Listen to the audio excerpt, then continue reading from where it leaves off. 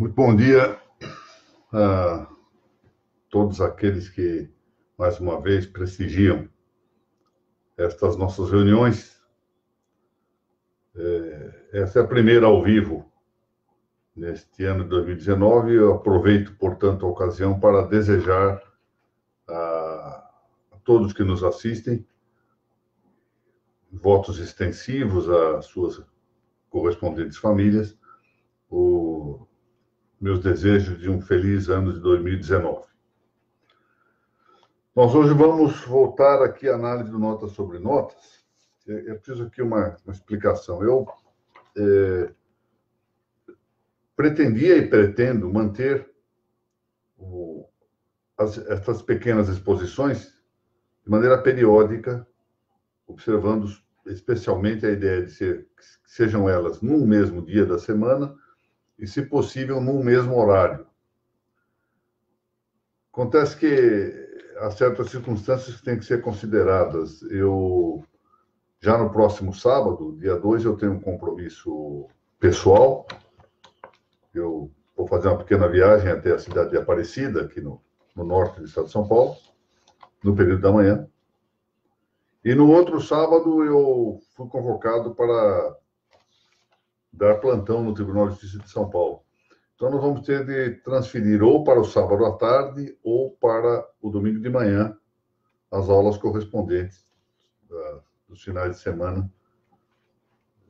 que vem aí, no dia 2 e no dia 9 de fevereiro. Queria também, antes de começar a nossa exposição de hoje, dar uma notícia e uma explicação. A notícia é a de que, depois de ter consultado algumas pessoas que me estimularam a adotar esta linha, nós começaremos em breve um curso pelo YouTube de Direito Processual Registral. Na verdade, é um rearranjo, por assim dizer, didático. Não há grande novidade, em termos de conteúdo, não há grande novidade. Mas, enfim, o que se está tentando fazer é autonomizar, distinguir dentro do direito registral uma área específica para o tratamento de seus processos. Para quem queira de maneira menos exata, mas em todo caso usual, de seus procedimentos. Então, vamos começar isto, espero que já dentro de uns 15 dias nós comecemos. Está em organização, a página do YouTube já foi criada com a competência habitual da doutora Thaís Castelo Branco, e vamos começar em breve isso, todos serão avisados, aqueles que quiserem acessar depois para ver essa tentativa de autonomização de uma área, de um segmento dentro do registro. Inicialmente será só, e não se pense em exaurir os temas, só sobre o registro imobiliário. De futuro, penso em avançar isso para outras áreas dos registros públicos e, adiante, pensar em um direito processual notarial, ou, se não um pouco além, um tabelional, para abranger também o tabelião de protestos. Vamos ver. A segunda questão diz respeito à escolha dos temas destas notas sobre as notas. Como sabem, os textos são previamente publicados no site do Colégio Notarial do Paraná. Aliás, foi a digna presidente desse colégio, a doutora Mônica Dalla Vecchia, quem me convidou muito generosamente para que eu escrevesse, tivesse ali efetivamente um veículo, uma plataforma muito interessante de divulgação de ideias. E eu queria, efetivamente, fazer algumas incursões, algumas meditações sobre o tema das notas, que há um tempo recuperasse indicativos da natureza do notariado. Portanto, tem que haver uma certa incursão histórica, isso não é habitual nas nossas tratativas, não é? Em geral, do direito notarial. Mas, ao outro tempo, também considerasse muito de perto as circunstâncias atuais em que em que vive o notariado brasileiro. Ainda agora pela manhã recebi um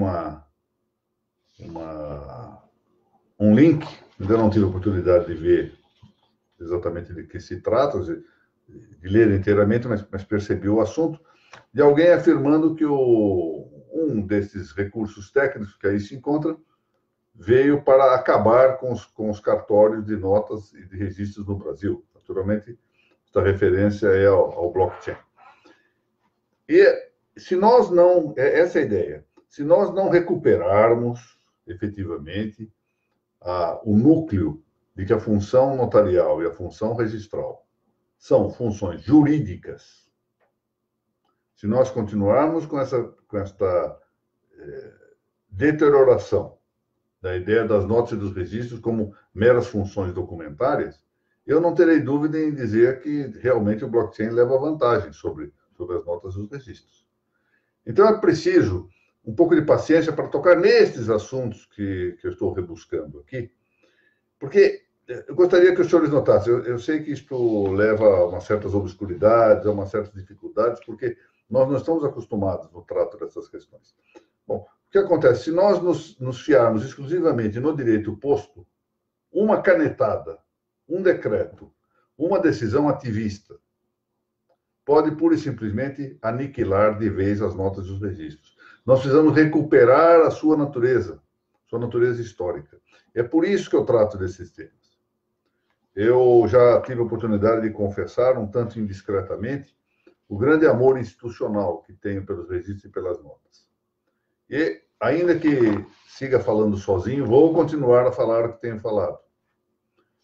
O resultado não faz propriamente parte, é apenas um complemento, uma contingência, que me felicitaria muito, uma contingência do combate a que eu me dedico.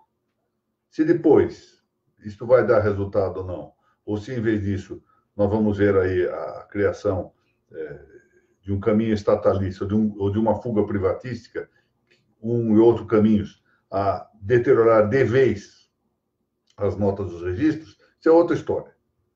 Até lá, eu continuarei dizendo aquilo que penso.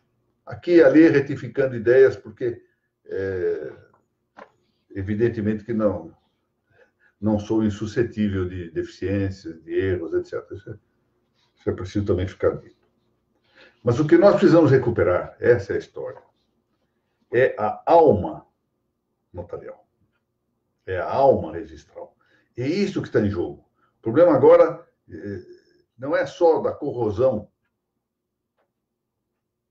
objetiva dessas instituições, mas o que me dói mais é ver corroída a alma do notariado e a alma dos registros públicos. Felizmente, eu ainda convivo com gente que tem essa alma, mas convivi também ao longo do tempo com muita gente que tinha essa alma.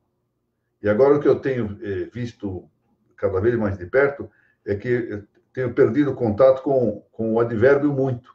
Já não encontro mais muita gente com essa alma, que era o que eu desejava.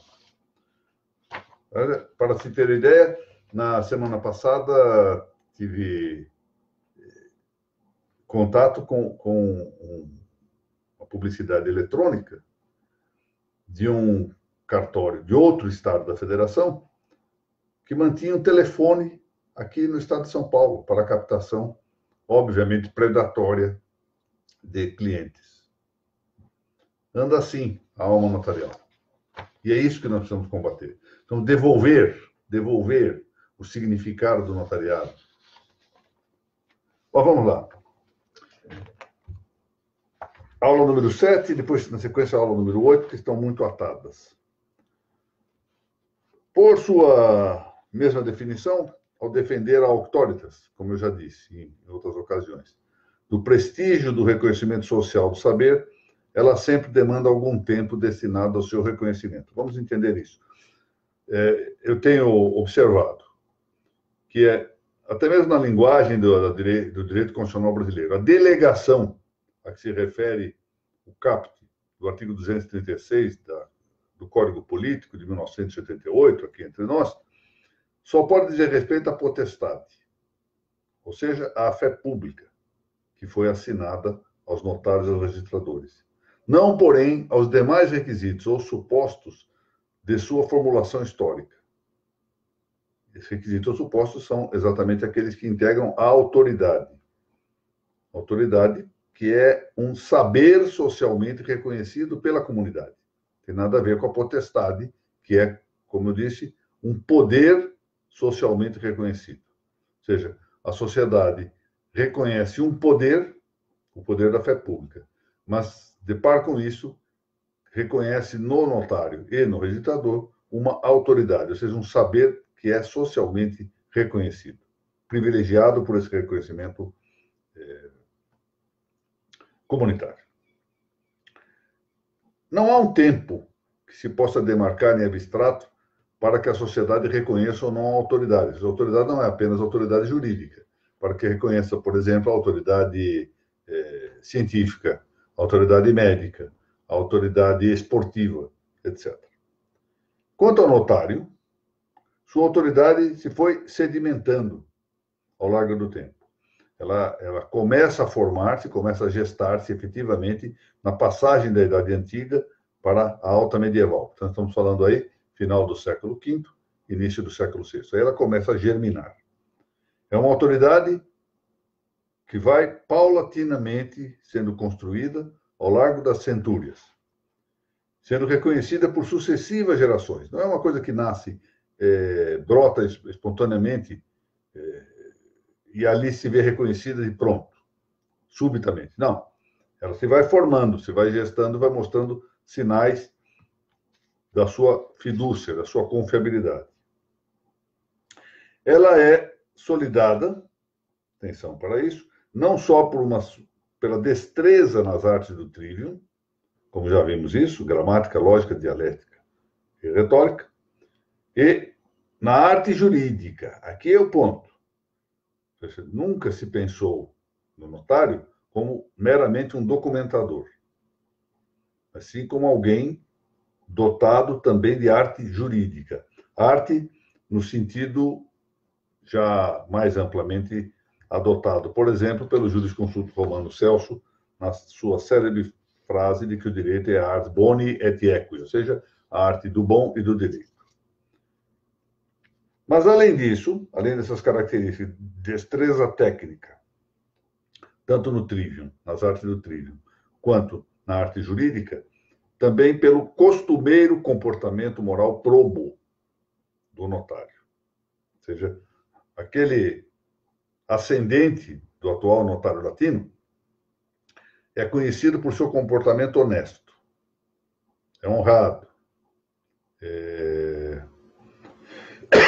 observa as regras adequadas da moralidade política, da moralidade social.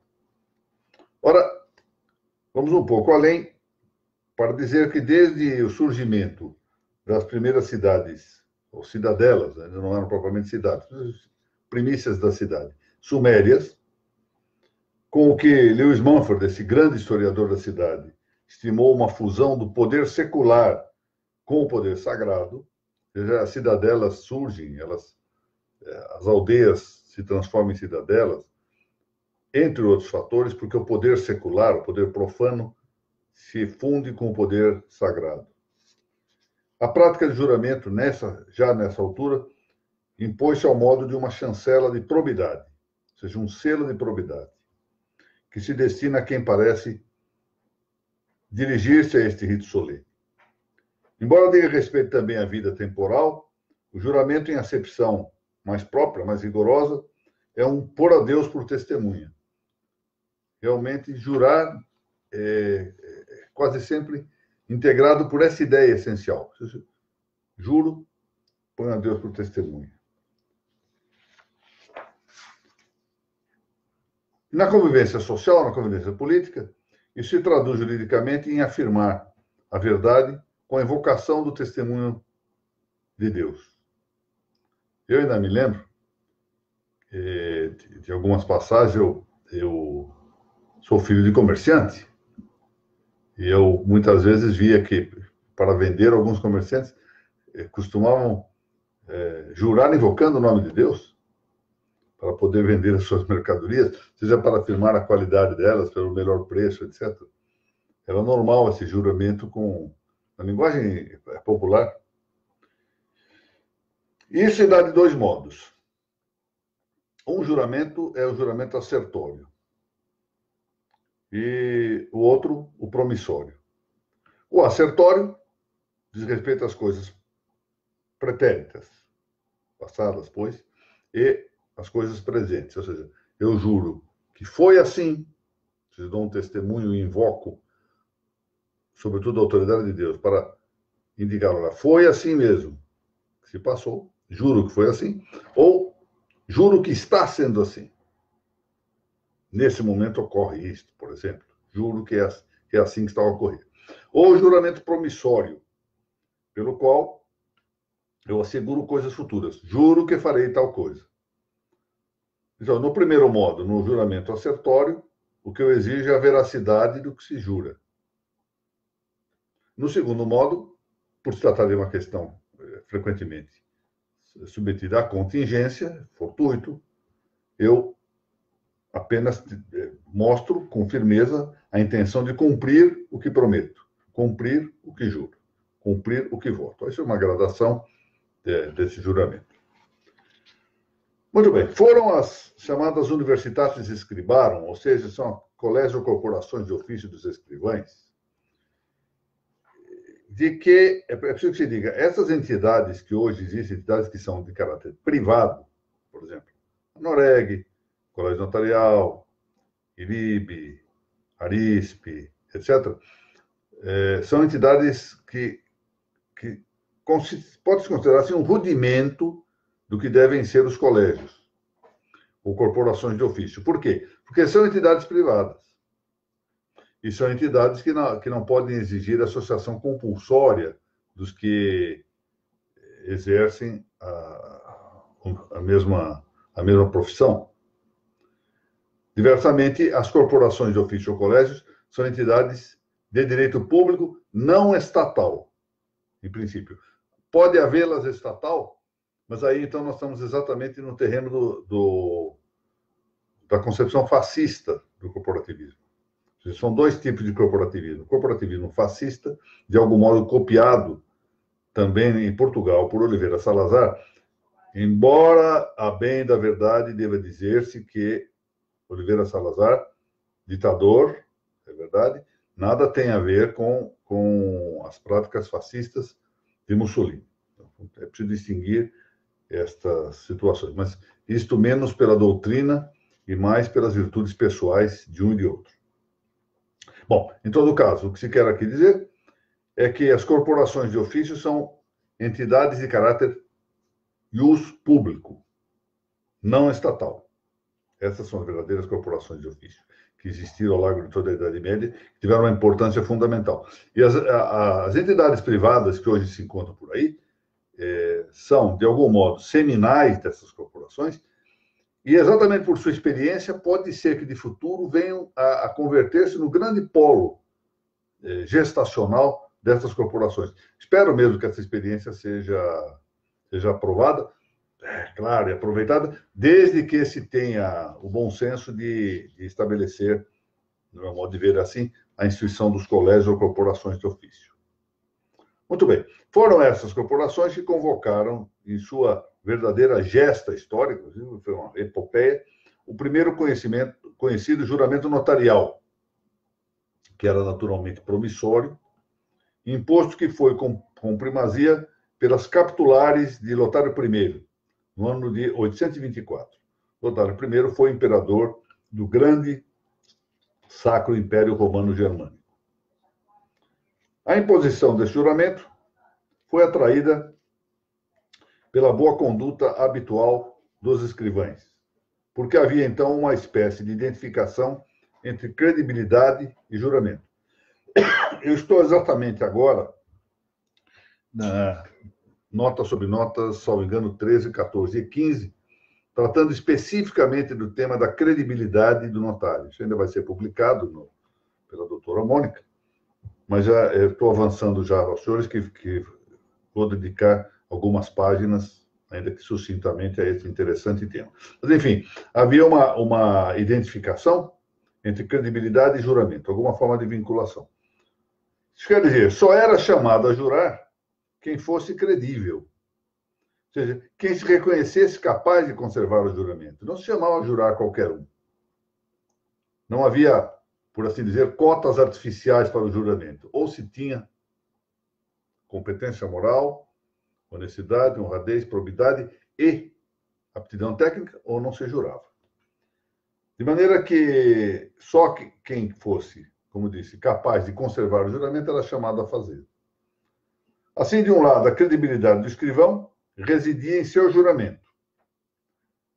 Ou seja, ele formalizava esse primeiro juramento. Mas não menos é possível dizer que o juramento do escrivão tinha sua raiz na credibilidade, em sua autoridade, em sua probidade intelectual e moral. Assim, foi a auctoritas para o exercício do ofício de tabelião que atraiu o juramento notarial. Ou seja, não foi o contrário. Não foi, vamos criar aqui um juramento notarial e a partir daqui esse juramento, como se fosse um rito mágico, transforma a pessoa, converte alguém ímprobo em um notário probo. Não. O que se fez foi verificar gente proba que então jurava, prometia a sequência desse caminho. De maneira que a credibilidade costumeira dos escrivães fazia presumir a observância fiel de uma promessa jurada que representava uma sorte de legitimação política. E pode mesmo dizer-se sacral. Na vida é assim, não é? Na vida é assim. Nós não confiamos em qualquer pessoa que conhecemos porque faz um juramento. Ao revés, é a conduta habitual das pessoas que nos faz confiar nelas. Desconhecer ou menosprezar o valor desse juramento deságua no desprestígio da história real dos notários. Esse é o problema. Ou seja, não podemos desconhecer, não podemos menoscabar, deprimir o valor desse juramento. Para que ele servia? Servia de maneira tal que se formalizasse com isto aquela conduta habitual. Ou seja, era dar um caráter a um tempo jurídico, a outro tempo sacral, aquilo que era costumeiro, aquilo que era habitual no comportamento do notário. E assim também abrir as portas, isso é importante, para a fiscalização por meio da soberania política, ou seja, para que não se transformasse o notariado em uma taberna da esquina. Por quê? Porque sendo um organismo da comunidade e de direito público, embora não estatal, exige que a comunidade fiscalize. E como a comunidade vai fiscalizar? Fiscaliza por meio de sua representação, mediante a fiscalização do Estado.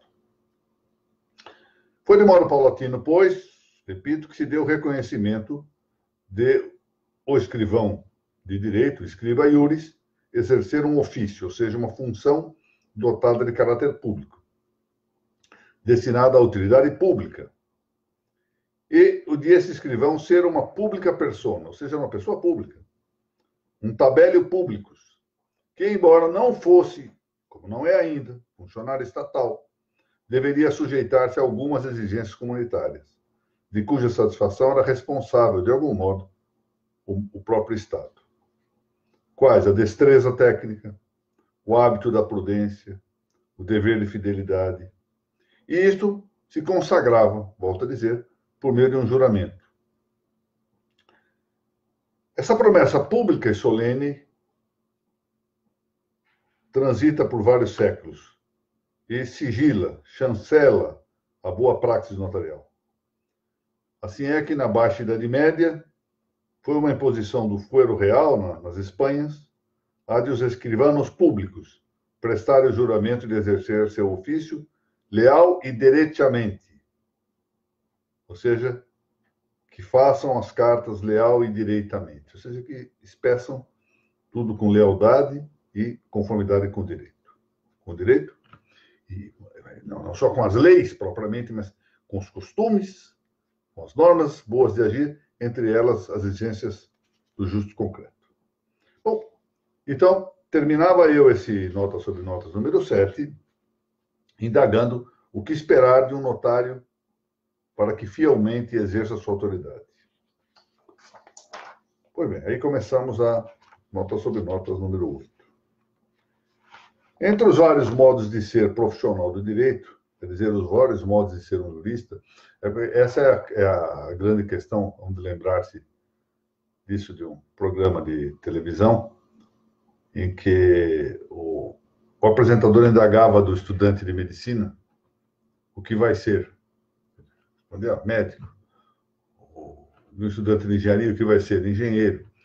E a resposta era mais ou menos óbvia, e todo mundo chegava mesmo à frequência de ridicularizar esse tipo de pergunta, embora, de maneira residual, fosse possível que um estudante de direito não fosse querer ser médico, mas sim investigador na área da medicina, investigador de questões da saúde.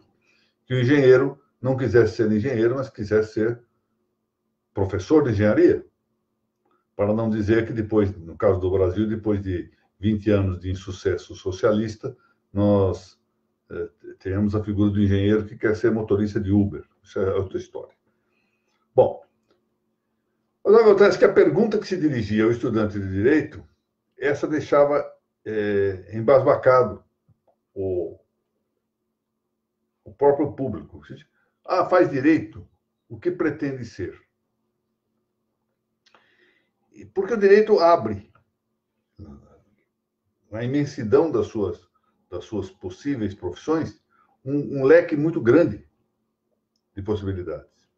Em alguns países chega a haver mais de uma centena de profissões que podem ser exercidas com ofício de jurista. Portanto, existe um modo de ser profissional do direito muito variado. Pensemos aqui no caso brasileiro, apenas para que se tenha à vista um espectro. Alguém pode ser advogado, pode ser notário, pode ser registrador, pode ser delegado de polícia, pode ser promotor de justiça, pode ser magistrado do judiciário, juiz, portanto, etc. Muito bem. Professor de direito, consultor jurídico, etc. Muito bem. Entre esses vários modos de ser do profissional de direito, ou seja, o direito forma em um ofício, o ofício de jurista, e abre espaço para variadas profissões. Entre esses vários modos, a ideia de fé pública notarial empolga um dado, como já vimos, e tenho falado algumas vezes isso, de submetimento à potestade, ou seja, uma subordinação a algo cuja veracidade, em princípio, não pode recusar-se. E aqui eu dou este exemplo. À vista de uma escritura pública, um advogado, um promotor público, um registrador ou um juiz reconhecerão que, de pronto, ali se encontra uma verdade compulsória. Emprestando-se aqui um aforismo referível à coisa julgada, podemos dizer que escritura pública, quoque pro veritate habetur. Ou seja, a escritura pública também se tem por verdade. Tanto quanto esse é um aforismo conhecido que diz respeito à res judicata. Res judicata pro veritate habetur. Também se diz escritura pública, quoque também pro veritate habetur. Entretanto, esse é o ponto. Eduardo Couture é um autor uruguaio, muitos conhecem, tem um livro interessante. Foi um processualista, mas tem um livro interessante sobre a fé pública. Apontara já a circunstância de que, de fato, na psicologia dos povos, essa fé pública notarial não passava frequentemente de ser uma piedosa conformidade com a imposição legal do reconhecimento da fé notarial. Piedosa quando não fosse mesmo um exercício de pusilanimidade pública. Nós sabemos que isso não é verdade, mas, como a lei diz que é, pronto, acabou. De maneira que, em vez de se esperar a admissão de uma veracidade encontrada na realidade das coisas, a população se conformava com aquilo que, em boa parte isso, né? Com aquilo que a lei determinava. Isso não é bom, é claro, porque isso põe em xeque a autenticidade do notário. E é por isso que estou avançando aqui tanto essas questões de autoridade notarial. Essa dissonância entre a compulsão de uma verdade formalmente imposta em lei, ou seja, imposta porque está prevista na lei a fé pública notarial, e a verdade reconhecida de maneira efetiva pela comunidade, seja, uma comunidade que confia no tabelião de aldeia, é principalmente o fruto de uma falta de integração conceitual entre, de um lado, essa fé pública notarial, ou seja, a imposta na lei, a que deriva da delegação da potestas, delegação do poder público, e, de outro lado, a autoridade do próprio notário.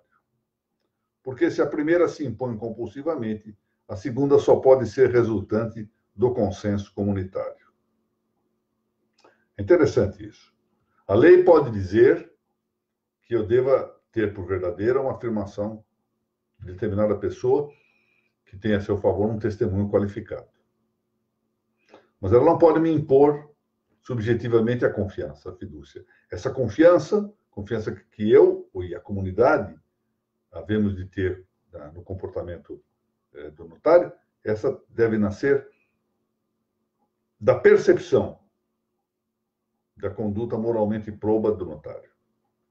Ou seja, ela é resultante da minha avaliação pessoal e do consenso comunitário em torno da figura do notário. Se nós recuperamos a ideia do tabelião de aldeia, de Alfonso Daudet, e nas cidades pequenas isso é frequente, ainda se mantém. Nós reconhecemos essa autoridade. E aí, então, se integram os conceitos de fé notarial e fé do notário. A fé do notário diz respeito à sua autoridade. É interessante ver que na linguagem comum não falta, muitas vezes, o acercamento ou integração entre a fides e a auctoritas do notário. A fides corresponde, portanto, aqui nessa expressão, à potestade. A ponto de esta última autoridade ser, de algum modo, referida ou abarcada pelo termo fé. Por exemplo, se eu reconheço o prestígio intelectual e moral de um notário, a ele me refiro por tabelião digno de fé. Não deixa de ser engraçado que nós possamos dizer de um tabelião, não, esse tabelião é digno de fé. Eu até menciono essa circunstância porque algumas vezes colegas da magistratura, tendo diante de si um caso, algum acontecimento que precisam resolver, ou da vida pessoal, ou em processo, perguntam se eu conheço o tabelião fulano. Eu já conheço. E ele é digno de fé? Às vezes não é com essa palavra, é digno de acreditar-se nele? Notem que, portanto, essa mesma pergunta já traduz a distinção entre a fé notarial, eu sou obrigado a confiar no que está nessa escritura. Mas ele é honesto, ele é probo, ele é digno de fé.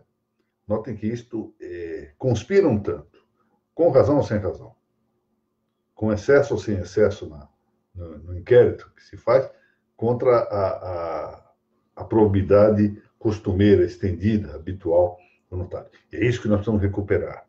Vamos recuperar na comunidade inteira a confiança que o notariado merece. Distingue-se, portanto, a fé notarial como fé compulsiva e a fé do notário como fé persuasória ou fé persuasiva. Mas é preciso investigar um tanto a ideia de autoridade e o que se espera de um notário que tenha autoridade ou fé persuasiva. Como vimos, o conceito de autoridade importa no de acréscimo, no de aumento, no de ajuntamento de algo sem o qual não haverá plenitude. Ou seja, para a autoridade não basta o saber do notário, não basta o seu comportamento probo. É preciso que esse comportamento probo, a sua destreza técnica, seu conhecimento jurídico, a isto se acrescente o reconhecimento, o prestígio do reconhecimento social. Provém o termo vernáculo autoridade do latim auctoritas auctoritatis, portanto, é um substantivo de terceira declinação. E essa palavra, por sua vez, deriva do verbo audeo, infinitivo audere, significa aumentar, acrescentar, crescer. Álvaro Dors, eu tenho mencionado muitas vezes esse autor, é um romanista espanhol contemporâneo, que escreveu sobre vários assuntos, é um autor interessantíssimo. E a própria forma com que eu tenho escrito essas notas sobre notas, de algum modo, vem baseado nas reflexões que Álvaro Dors, com evidente maior competência, claro, andou fazendo já ao final da vida. Em várias passagens de sua obra, mas especialmente em seus ensaios de teoria política, que foram publicados em 1979, Pamplona, na Espanha, faz a distinção entre a potestas, a que se integra, no nosso caso, a fides pública, e a auctoritas. A bem da verdade, eu quero dizer que estou assumindo essas ideias de Álvaro Dors, por serem interessantes e muito razoáveis, à margem de uma crítica que também foi muito poderosa e que eu pretendo ainda vir a tratar, provavelmente aqui num dos nossos artigos, Notas sobre Notas, um artigo, uma crítica que lhe foi desferida e que, em alguns aspectos, afeta a posição de Álvaro Dors, pelo grande pensador chileno, Juan Antônio Vidal. Eu tratarei desse assunto oportunamente. Aproveitando-se desta linha diferencial orsiana entre potestas e auctoritas, tem-se que o paradigma do notário é o de um homem dotado de saber prático, no qual se delegou a fé pública. Mas, e aqui está a incidência da auctoritas, um jurista que se acrescentou o prestígio do reconhecimento social ou comunitário de seu saber. Ter autoridade é sempre ter um saber reconhecido socialmente. Ter autoridade notarial é ter o prestígio comunitário de um saber prático jurídico próprio da ars notarii, vale por dizer a destreza nas regras da praxis notarial, mas incontornavelmente, e não menos, uma espécie de destreza moral. Não é só destreza jurídica ou destreza técnica, mas destreza moral, destreza de honradez, destreza de honestidade, destreza de probidade. Mais intensamente, para resumir tudo isso, veracidade. A palavra é veracidade. Autoridade e veracidade fazem-se, pois, aí quase sinônimos. Todavia, é a pergunta que nós fazemos para tratar no próximo tema do Notas sobre Notas, o que se aguarda da atividade habitual do notário que possui autoridade, que possui auctoritas? Ou seja, está muito bem. Estamos insistindo aqui na autoridade, estou falando isto aqui, deve ter autoridade, mas o que se aguarda, de fato, de alguém que possua autoridade, de um notário que possua autoridade, de alguém que seja digno da autoridade notarial de que se reveste? Bom, dele se esperam, desse notário, 3 grandes linhas de conduta ou funções.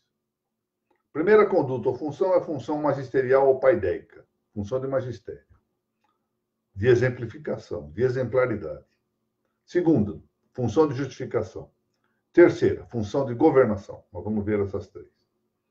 São essas condutas ou funções, tanto que exercitadas de maneira habitual, as causas, senão de aquisição, porque esta causa é, de fato, um abandeiramento da tradição notarial, como adiante veremos, mas de preservação e aumento do prestígio da autoridade do notário. Aqui chama atenção, já antecipa esse tema do abandeiramento. Tomemos o caso típico do Brasil. Presta-se concurso público, vou pegar aqui o nome da doutora Laura Porto. Doutora Laura, estimada amiga, estimada aluna, estimada discípula, é advogada. Depois não está na carreira notarial. Suponhamos que ela, e assim o desejo, se for para o bem dela, que ela preste um concurso e ingresse na carreira notarial. Pois muito bem. Do dia para a noite, ela deve ser já dotada de alguma forma de autoridade notarial, que lhe é dada pela aprovação no concurso, que, em rigor, só pode fazer uma coisa: delegar a potestas, delegar a fé pública. Ele não tem como delegar a autoridade não pode vir do poder público. Ora, como ela faz para adquirir essa autoridade? Na verdade, ela se abandeira da tradição do notariado. Ou seja, no momento em que ela passa a exercer a função de notário, é como se ela, por isso que se usa a palavra abandeiramento, ela se abandeira da tradição do notariado e adquire uma participação nessa autoridade. Ao largo do tempo, a conduta dela, agora já individualmente, poderá fazer com que se mantenha essa autoridade, se aumente essa autoridade, porque ela pode dar um contributo, é o que se espera, tão elevado que ela vai aumentar o prestígio do saber social da autoridade notarial, ou pode, se eventualmente, o que Deus não queira, agindo mal, vir ao detrimento dessa autoridade ou à perda dessa autoridade. Mas o momento inicial num sistema como o brasileiro, que é um sistema de concurso público, se dá por meio do abandeiramento, ou seja, o porte da bandeira que vem pela tradição. Bom, apenas para encerrar aqui essas nossas considerações, na sequência nós vamos, depois de ver o tema da autoridade, vamos ver, avançar um tantinho mais, na verdade é uma especificação disso, sobre o relacionamento entre palavra e notário. Ato contínuo, vamos tratar do tema da credibilidade, como eu antecipei, credibilidade notarial. Depois vamos ver 3 temas bastante interessantes no meu modo de ver. O primeiro, notário e a moralidade pública. Que tipo de função magisterial pode exercer o notário no plano da moralidade pública? É o que se espera. E como esse tema é um tema extremamente delicado nas circunstâncias brasileiras, por vivermos em um Estado laico, e exigirá, portanto, um esforço de distinção muito interessante. Depois do tema da moralidade pública, eu vou tratar de uma questão que toca fundo à alma notarial. Tema do abatimento notarial, que nós poderíamos quase, assim analogicamente, dizer a assídia ou assédia do notário. Esse é um tema dos nossos dias. Infelizmente, um tema, lamentavelmente, dos nossos dias. E, na sequência, eu pretendo avançar um pouquinho, agora, já um tanto mais voltado à atividade do notário, em concreto, para examinar o papel da providência da circunspecção e da precaução notariais. São 3 conceitos que envolvem a atividade do notário no dia a dia. Então, esses são os temas que vão seguir lá à frente e que devem ocupar a publicação do site do Colégio Notarial do Paraná, se eu continuar a merecer a aprovação da doutora Mônica e dos notários que acessam esse importante site. Isso deve se estender ao longo do semestre. Muito bem. Eram essas as considerações que eu tinha para hoje. Queria dizer-lhes que não esqueci dos meus queridos discípulos, alunos e amigos durante as minhas demoradas férias, e, ainda que não os tenha a todos citados nominalmente, referi-os em bloco, mais de uma vez, na peregrinação que fiz, tanto a San Giovanni Rotondo, quanto a Orvieto, ambas as cidades da Itália. Estive lá em San Giovanni Rotondo, peregrinando para, mais uma vez, reverenciar a figura extraordinária do padre Pio da Pietrelcina, cujo corpo ainda está lá exposto na igreja, na cripta da igreja de Santa Maria, lá em San Giovanni Rotondo. E estive também em Orvieto, que, como sabem, uma cidade magnífica, Orvieto, muito bonita, como sabem, foi o palco de um maravilhoso milagre eucarístico.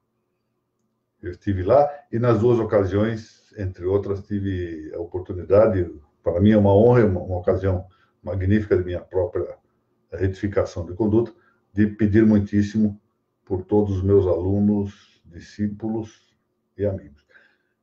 E pedir uma coisa por mim, que eu devo sempre dizer, que é a graça, efetivamente, que eu peço a Deus, de nunca decepcionar